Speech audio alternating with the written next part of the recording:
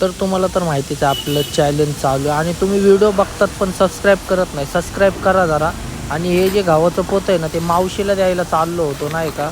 मग त्यामध्ये थोडे किडे झाले होते. मग ते इथं वाळवायला टाकलं. मग त्यानंतर किडे वगैरे बघितलं गेलेत का नाही म्हणून. तर गेले होते आणि जड पण खूप होतं. मग त्यानंतर आपल्या गाडीवरती ठेवलं ते पोतं.